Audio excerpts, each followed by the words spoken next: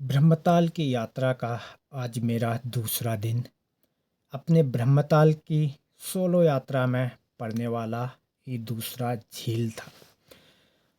पौराणिक कहानी के अनुसार स्थानीय लोगों का मानना है कि नाग देवता उन्हें विपत्तियों से बचाते हैं। बेकाल ताल का अर्थ है मेढक झील। देवता के पास एक वफादार सेवक के रूप में एक मेढक था। इसके विनम्र स्वभाव और निष्ठा के कारण देवताओं ने इसके लिए एक झील बनवाई थी, जिसे बेकाल ताल कहा जाता था। स्वागत है दोस्तों आपका एक बार फिर से बेकाल ताल ब्रह्मताल ट्रैक से। तो सामान वगैरह उठा लेते हैं, टेंट वगैरह को, क्योंकि जो जाना है रिटर्न इधर से नहीं आना। दूसरे कई जगह झंडी टॉप बोल रहे हैं, तो झंडी टॉप से नीचे की तरफ होना है, तो इसलिए यहाँ पे बैग रखने का कोई मतलब नहीं बनता है। तो बैग ना दूसरी साइड से ले जाएंगे, तो इसलिए सारा सामान एक साथ उठा लेते हैं। बेकाल ताल से ब्रह्मताल की दूरी है लगभग 6 किलोमीटर के आसपास, और यहाँ से शुरू कर चुका हूँ मैं अपना सफ़र बेकाल ताल से। अभी फिलहाल झाड़ों के बीच में से है रास्ता, तो आगे जाके देखते हैं किस तरह का होता है।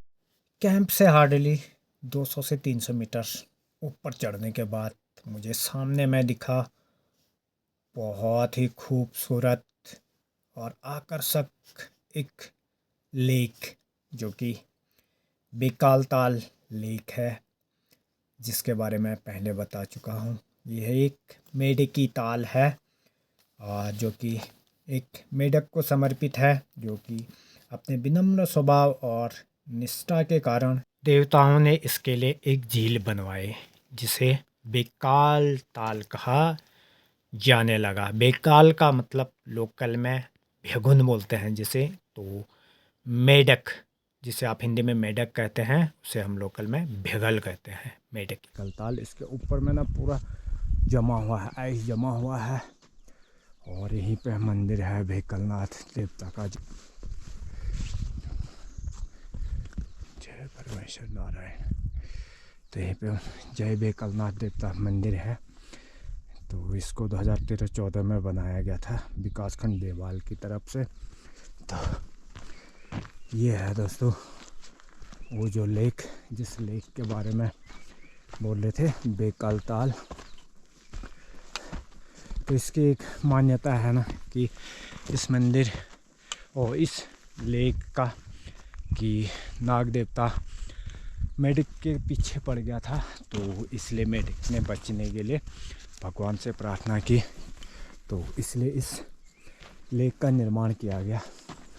तो ये वही वाला लेक है जो कि देवता का एक सेवक हुआ करता था, तो इसीलिए इसका नाम भेकल ताल रखा गया है लोकल में।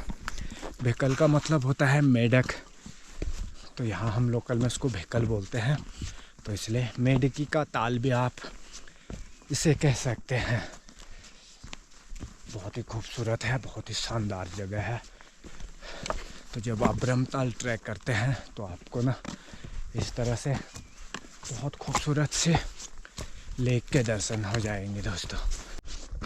अब जाके दोस्तों बुग्याल में प्रवेश कर चुका मैं, और बुग्याल नुमा एक जगह मिली है, बहुत खूबसूरत है भाई। कल मुझे यहीं पे कैंप करना चाहिए था, बहुत ही मस्त जगह है, पर थोड़ा सा ना मैं लेट हो गया था, तो इस वजह से इस जगह तक मैं पहुंच नहीं पाया, क्योंकि कल का सफ़र काफ़ी लंबा था, इस वजह से। पर भाई क्या सुंदर नज़ारा है, क्या मस्त मैदान है, मज़ा आ गया इसको देख के। और सामने में ना त्रिशूली और हल्की सी जगह का नाम है तेलांती, और यहाँ पे भाई के साथ पीते हैं चाय, फिर निकलते हैं आगे की तरफ। तिलांती पहुंचते ही दोस्तों इतनी भयंकर हवा चल रही है ना, आपको आवाज़ भी साफ सुनाई नहीं दे रही होगी। हवा चल रही है और ये कैंप साइट है इंडिया हाइक्स की। कैंपिंग है यहीं पर, कैंप सेट करके नीचे से किचन वगैरह भी है इनका, पूरी सेटिंग है भाई। तो नीचे का व्यू खूबसूरत दिख रहा है और यहीं पे ये तिलांती में कैंप साइट भी है, कैंपिंग भी कर सकते हैं। और यहाँ से सीधे ऊपर झंडी टॉप के लिए। पर कुछ भी कहो भाई, जगह बहुत बढ़िया है, एकदम फैला हुआ बुग्याल और मस्त करके ट्रेल बनी हुई है। आप पूरे लोहाजंग से लेके बेकलताल और झंडी टॉप तक ना सोलो कर सकते हैं मेरी तरह इस हिसाब से। सामने में है झंडी टॉप और इस साइड को ना बर्फ़ काफ़ी है भाई। अभी बीच रास्ते में पिघली है जहाँ से लोगों ने रास्ता बना रखा है, पर बाकी में अभी भी स्नो है। सामने में एक कैंप साइट दिख रहा है, शायद ब्रह्मताल उधर ही को हो। तो ये जगह है झंडी टॉप, जहाँ से सामने में त्रिशूली पर्वत दिखता है और यहीं पर महादेव का डमरू और त्रिशूल और एक छोटा सा मंदिर टाइप का बना रखा है। सामने में नंदा घुंगटी। ये है दोस्तों झंडी टॉप, झंडी धार। यहाँ से ना खूबसूरत सा नज़ारा दिखता है पूरे हिमालय का। सामने में ना ओलिवेदनी बुग्याल, बहुत खूबसूरत सा। और से ना आपको पहले ऊपर टॉप में जाना होगा ब्रह्मताल समिट के लिए, फिर नीचे जाके आपको कुंड है जो ब्रह्मताल है वहाँ पे जाना होगा। उसके बाद यहाँ झंडीदार में रिटर्न बैक और फिर सीधे लोहाजंग के लिए। सामने में से एक और चोटी खुल रही है दोस्तों, ये सामने में। पर कौन सी जगह है वो अभी वहीं जाके दिखाते हैं। मैं एकदम समिट टॉप तक होके आता हूँ। फिलहाल जो भाई मनमोहक दृश्य है ना भाई, बहुत ही रोमांचित करने वाला। सामने में दीदिना गांव भी दिख रहा है, ये जहाँ से आपका वेदनी के लिए ट्रैक शुरू होता है, तो वो वाला गांव ये दिख रहा है। सामने में रहा भाई ओलिवेदनी बुग्याल, ओलिवेदनी, बहुत ही खूबसूरत। सामने में है ब्रह्मताल का समिट पॉइंट, तो अभी मेरे को जाना है वही समिट पॉइंट तक। और एक ग्रुप ना पीछे से आ रहा है भाई, और काफ़ी लेट है क्योंकि उसमें ना प्लेन से लोग हैं, टूरिस्ट हैं, तो मैं उनका इंतज़ार नहीं कर सकता। मैं सीधे निकलता हूँ समिट टॉप के लिए। ये है समिट के फे ब्रह्मताल का। समिट पे ब्रह्मताल टॉप माइलस्टोन। ये है दोस्तों ब्रह्मताल का समिट टॉप, जहाँ से आप देख सकते हैं गढ़वाल हिमालय का 360 डिग्री व्यू। और यहीं से ना आप अगर इस साइड से जाते हो तो सीधे वाण की तरफ पहुँच जाते हो। वाण जो कि लास्ट गांव है यहाँ से, रूपकुंड वाली रूट पे, ट्रैक रूट जो है रूपकुंड का, तो वहाँ के लिए। पर मुझे जाना है अभी लोहाजंग, नहीं तो फिर मैं भाई इधर से ही आगे निकल के ना वाण पहुँच सकता था आसानी से।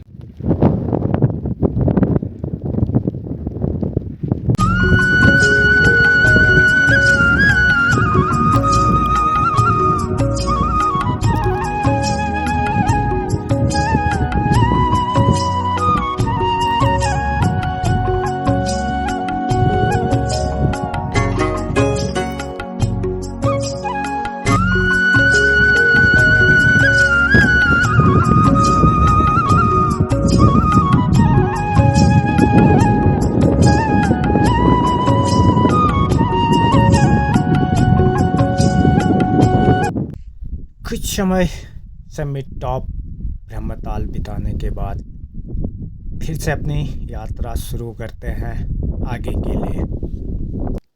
तो यह है ब्रह्मताल झील, वह स्थान जहाँ भगवान ब्रह्मा ने कई वर्षों तक आध्यात्मिक तपस्या और ध्यान किया था। जब भगवान ब्रह्मा घास के मैदान में बैठकर वेद लिख रहे थे तो उन्हें अपनी किताब के पन्नों को पलटने के लिए अपनी उंगली को गीला करना पड़ा। उन्हें पन्नों को पलटने के लिए शुद्ध पानी की ज़रूरत थी और इस तरह से भगवान ब्रह्मा ने ब्रह्मताल का निर्माण किया था। तो दोस्तों, ये था सफ़र हमारा ब्रह्मताल ट्रैक का, जो कि एक आध्यात्मिक ट्रैक के रूप में आप कह सकते हैं। तो यहाँ से अपना सफ़र कंटिन्यू करते हैं दोस्तों। तो ब्रह्मताल समिट से आज फिर से मैं उतरूँगा नीचे लोहाजंग, फिर जाऊँगा वाण की तरफ और वाण पहुँचने के बाद शायद कि मैं ना वहाँ से ऊपर अली बेदनी या फिर रूपकुंड वाले ट्रैक पे भी जा सकता हूँ, पर डिपेंड करेगी कंडीशन क्या है वहाँ पर, क्योंकि सोलो हूँ तो कई सारी चीज़ें सोच के जानी होगी मुझे। फ़िलहाल ब्रह्मताल को मैं सोलो कर चुका हूँ 2 दिन में, हालांकि मुझे 1 दिन में हो जाता, पर मैं कल काफ़ी दूर से घर से आया था, लोहाजंग तक ड्राइव करके थक गया था। 5 साढ़े 5 बजे करीब मैं अपने कैंप में पहुंचा बेकाल ताल में। उसके बाद सुबह सुबह मैंने शुरू करा यहाँ के लिए अपना ट्रैक। तो इन खूबसूरत से वादियों को कवर करते हुए फिर से निकल रहा हूँ आगे की तरफ, झंडीदार होते हुए। और फिर देखते हैं दोस्तों वहाँ जाने के बाद क्या कंडीशन होती है। सबसे मेन चीज़ है ना, मैं जो है अपना चुका होता है वो भूल गया हूँ, और भाई ने राइड का 200 जो मैंने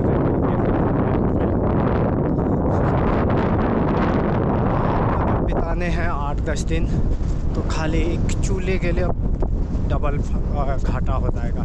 600 का वो चूल्हा आता है, उसका यदि मैं रेंट देता रहूँ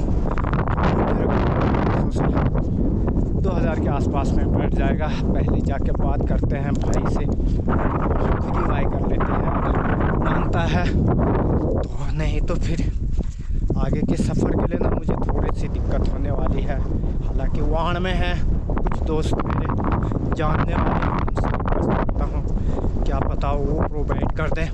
नहीं हो पाया तो शायद ना बहुत दिक्कत होगी मेरे लिए, तो आशा करता हूँ कि मैं कर पाऊँगा, भाई को कन्विंस कर लूँगा, ताकि जो चूल्हा है उसको कम रेट में करके 2-4 दिन और घूम सकूँ मैं यहाँ।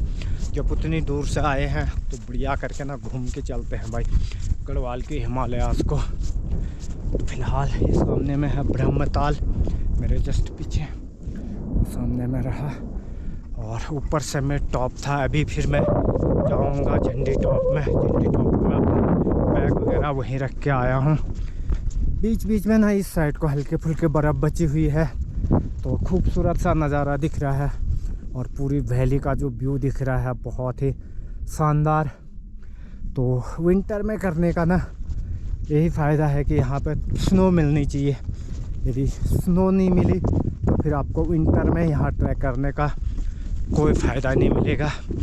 तो जब भी आप यहाँ आते हैं तो लोकल से पता कर लें कि भाई वहाँ पे स्नो गिरी है या नहीं, स्नोफॉल हुआ है या नहीं, उसके बाद ही यहाँ पे अपना प्रोग्राम करें। यदि आप स्नो नहीं देख पाएंगे, स्नोफॉल का मज़ा नहीं ले पाएंगे, यहाँ उसमें खेल नहीं पाएंगे, तो फिर ट्रैक आपके लिए ना फिजूल का हो जाएगा। तो फिलहाल चलते हैं दोस्तों पहाड़ की वो लोहाजंग की तरफ। तो सामने में दिख रहा है भाई झंडी टॉप, और झंडी टॉप में ना टूरिस्ट की काफ़ी भीड़ है। वहाँ पे 2-3 ढाबे भी हैं जहाँ पर रुकने की चाय वगैरह की व्यवस्था है। तो बड़ा अच्छा जगह है वहाँ पे झंडी टॉप में, पूरा व्यू दिखता है उधर से भी। समिट टॉप तो काफ़ी दूर है, दिख नहीं रहा है अभी समिट वाली एरिया।